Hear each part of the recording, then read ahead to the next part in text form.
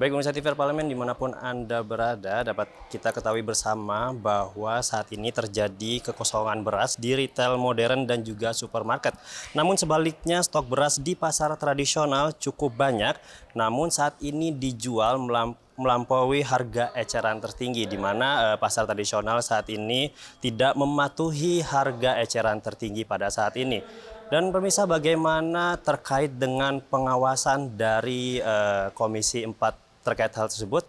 Kita telah bersama dengan salah satu anggota Komisi 4 DPR RI, Bapak Johan Rosihan dari fraksi Partai Keadilan Sejahtera daerah pemilihan Nusa Tenggara Barat 1.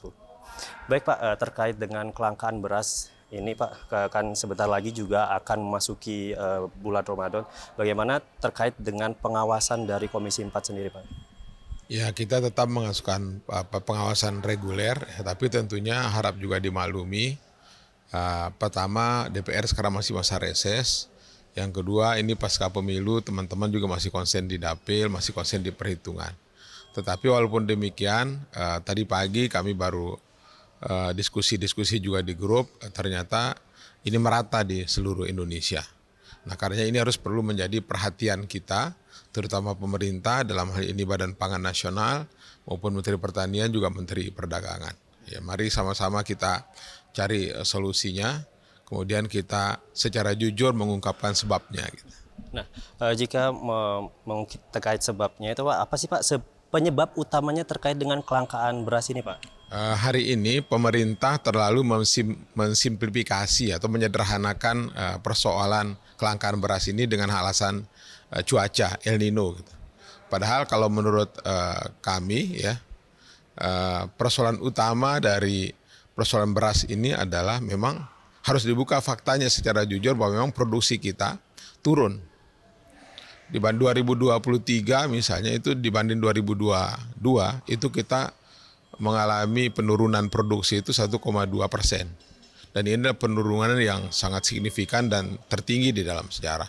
Pada saat yang sama, tingkat konsumsi itu meningkat dari year on year gitu dia 1,1 dia meningkat produksi. Nah, jadi tidak adanya beras di retail itu karena memang ada ketidakseimbangan antara supply dan demand-nya gitu.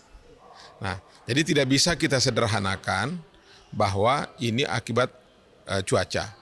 Yang kedua, persoalan yang cukup signifikan menurut kami adalah laju alih fungsi lahan itu yang sangat dalam setahun itu sawah itu sekitar 90.000 sampai 100.000 hektar itu hilang.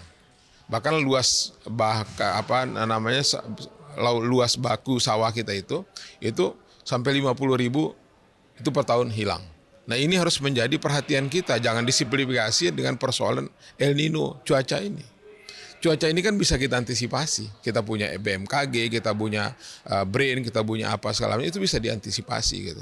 Tetapi yang harus menjadi perhatian pemerintah adalah ayo dong konsen, jangan sampai laju alih fungsi lahan pertanian itu dibiarkan begitu saja dari lahan pertanian kepada non pertanian. Lalu terkait dengan bulan Ramadan yang sudah semakin dekat nih Pak, apakah Bapak optimis Pak kelangkaan beras ini dapat segera diatasi oleh pemerintah? Ini kan persoalan yang berulang tahun setiap tahun gitu ya. Dan saya yakin bahwa pemerintah akan bisa meyakini. Persoalannya adalah bukan soal ketersediaan atau tidak, tetapi bagaimana kita menjaga keseimbangan produksi dan swasembada pangan kita. Ya kalau sekedar melengkapi ketersediaan, ya kita bisa impor. Tapi apakah itu solusi yang kita pilih, kan itu dia persoalannya seperti itu. Karenanya saya sangat yakin sekali, apalagi kita di Indonesia ini umat Islam begitu dominan di Indonesia, maka seperti yakin saya pemerintah ini akan memenuhi itu. Persoalannya itu adalah bagaimana cara memenuhinya, itu persoalannya. Baik, terima kasih Pak atas waktunya.